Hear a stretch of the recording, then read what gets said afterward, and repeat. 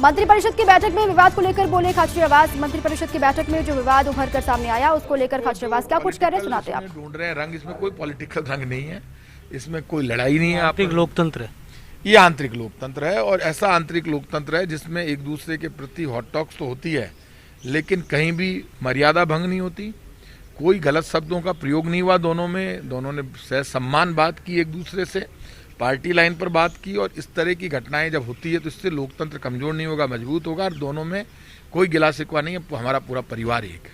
क्योंकि बात ये थी कि ज्ञापन तो दिया जाए, लेकिन ज्ञापन का तरीका क्या हो, विवाद इसी पर था। इसलिए आया विवाद के उन्होंने कहा कि कलेक्टर को जो ज्ञापन देंगे, डोटासरा जी बोले, वो राष्ट्रपति के नाम होगा। वो शायद धारीवाल जी ने सुना नहीं। उन्होंने कहा हम कलेक्टर को ज्ञापन क्यों देंगे। उन्होंने कहा कि भाई आप बीच में मत बोलो, बाद में बोलना। थोड़ी सी हॉट टॉक्स हुई, मामला शांत हो गया। मुख्यमंत्री जी जैसे ही बैठ गए, अपनी बात पूरी कही, फिर बाद में थोड़ा सा बढ़ा, लेकिन अब वो मामला सब शांत है। हमारे परिवार का मामला है। कल मैं खुद उदयपुर जा रहा हूँ, मुख्यमंत्री जी के यहाँ से दिशा निर्देश आ गए, गहलोत साहब ने आदेश जारी कर दिए, तो सब अपने अपने प्रभार के क्षेत्रों में जाएंगे और जाकर वैक्सीनेशन को लेकर, सबको लेकर अपनी बात भी कहेंगे। और हम जो हमारी मीटिंग लेकर वहाँ की व्यवस्थाओं का जायजा लेंगे जिससे लोगों की मदद हो सके। लेकिन ये आरोप भी है कि जयपुर में प्रभारी मंत्री के नाते धारीवाल जी सक्रिय नहीं रहते, कोई बैठक नहीं बुलाई उन्होंने। इसमें कोई दोहराए नहीं, जयपुर में मीटिंग नहीं हुई कोई, इस तो सच है, उसमें मैं आपको कैसे कह दूँ।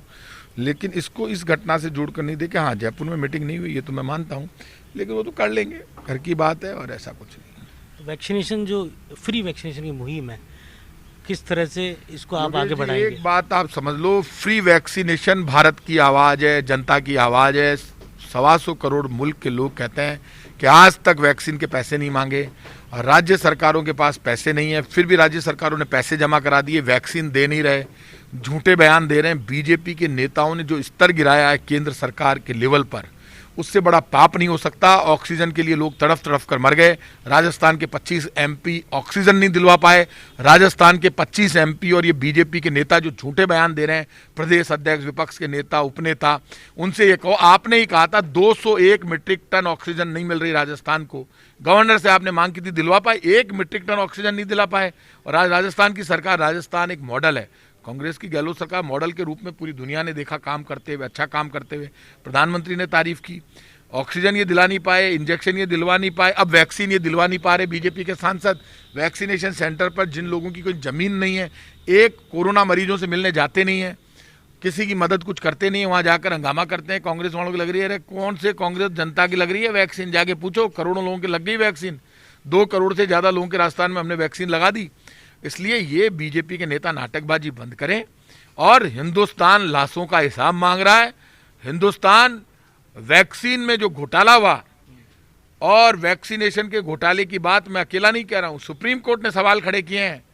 सिर्फ 2 कंपनियों को आपने अलाउड किया। वैक्सीनेशन एक बहुत बड़ा घोटाला है। यदि आप ईमानदार होते तो आप दुनिया की सारी कंपनियों को अलाउड करते, और अब तक तो वैक्सीन पूरे देश को मिल चुकी होती। सारी कंपनियां बनाती, कोई फ्री में लगवाता, कोई पैसे दे के लगवाता, लेकिन आप वैक्सीन के नाम पर राजनीति कर रहे हैं, गलत बात है। वेस्ट वैक्सीन को लेकर भी बीजेपी सवाल खड़े कर रही।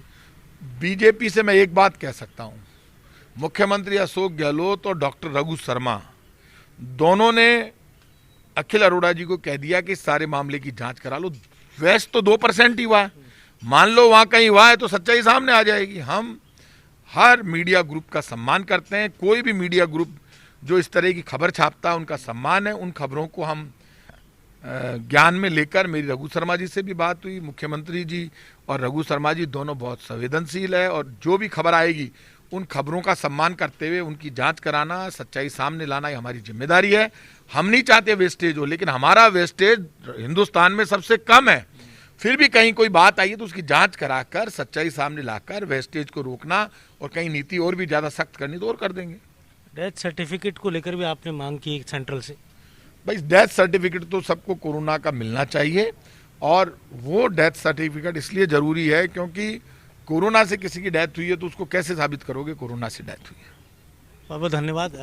प्रताप सिंह जी ने कई बातों का जवाब दिया, लेकिन सबसे अहम है कि जो कुछ घटनाक्रम हुआ, बीजेपी कितना ही मुद्दा बना ले, पार्टी का आंतरिक लोकतंत्र है। जो राहुल गांधी भी इस आंतरिक लोकतंत्र की बात करते हैं, और वो आंतरिक लोकतंत्र कल मंत्रिपरिषद की बैठक में दिखा था।